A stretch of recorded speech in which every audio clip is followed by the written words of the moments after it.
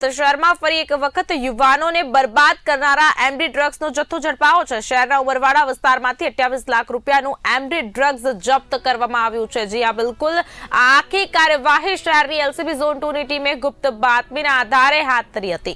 પોલીસે મોહમ્મદ અસલમ પઠાણ નામના આરોપીની ધરપકડ કરી છે। પ્રાથમિક પૂછપરછમાં સામે આવ્યું કે આ ડ્રગ્સનો જથ્થો અસલમે કામિલ નામના શખ્સ પાસેથી મેળવ્યો હતો। આરોપી આ નશીલા પદાર્થનું વિતરણ કરવા માટે ઉમરવાડા વિસ્તારમાં લાવ્યો હોવાનું પણ જાણવા મળ્યું છે। પોલીસે સ્થળ પરથી ડ્રગ્સના પેકેટ્સ અને બીજો કેટલોક મુદ્દામાલ કબજે કર્યો છે। આ સમગ્ર કેસમાં કામિલ સહિત અન્ય શંકાસ્પદ લોકોની શોધખોળ માટે પોલીસ કામગીરી શરૂ કરી દીધી છે। સાથે સાથે ડ્રગ્સ ક્યાંથી લાવવામાં આવ્યો, કોણ કોણ જોડાયેલા છે અને આખું નેટવર્ક કેવી રીતે કાર્યરત છે તે દિશામાં પણ પોલીસ તપાસ આગળ વધારી રહી છે। એમડી ડ્રગ્સ એનું મુદ્દામાલ પડેલો છે અને જે આરોપી છે જે આ મુદ્દામાલનું પોઝિશન રાખે છે એનું નામ મોહમ્મદ અસલમ ઉર્ફે મારિયો પઠાણ કરીને છે। એ સલાબતપુરા પોલીસ સ્ટેશન વિસ્તારના ઉમરવાડો કરીને જે એરિયા છે એમાં હતો, એમાં રહેતો હતો।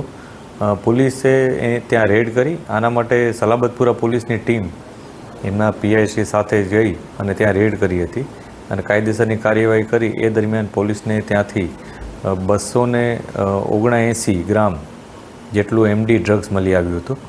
આ ડ્રગ્સની કિંમત 27,99,000 રૂપિયા જેટલી થાય છે। આ ઉપરાંત ત્યાંથી મોબાઈલ, થોડી કેશ રકમ આ વગેરે મળી આવ્યા હતા। એમ કરી અને ટોટલ 28,65,000નો મુદ્દામાલ ગઈકાલે પોલીસે કબજે કરેલ છે, જેમાં મોટાભાગનો હિસ્સો કે 27,99,000નો એમડી ડ્રગ્સનો હિસ્સો છે। આ ડ્રગ્સનું પોઝિશન જેની પાસેથી મળ્યું છે એ મોહમ્મદ અસલમ ઉર્ફે મારિયો, એને પોલીસે અરેસ્ટ કર્યો છે। આ ઉપરાંત એનો ગુનાહિત ઇતિહાસ પણ અમે તપાસી રહ્યા છીએ। એના ફર્ધર પોલીસ કસ્ટડી પણ અમે માંગ્યા છે અને એ અમને મળી પણ ગયા છે। આ ઉપરાંત એ કોની પાસેથી લાવ્યો એની જે પ્રાઇમરી અમને ઇન્ફોર્મેશન મળી છે એમાં કામિલ કરીને એક વ્યક્તિ છે, એનું નામ સામે આવ્યું છે। આ વ્યક્તિ વિરુદ્ધ અગાઉ પણ સલાબતપુરા પોલીસ દ્વારા જ એમડી અને કોરેક્સની એક અગાઉ પણ એનડીપીએસનો કેસ કરવામાં આવ્યો હતો।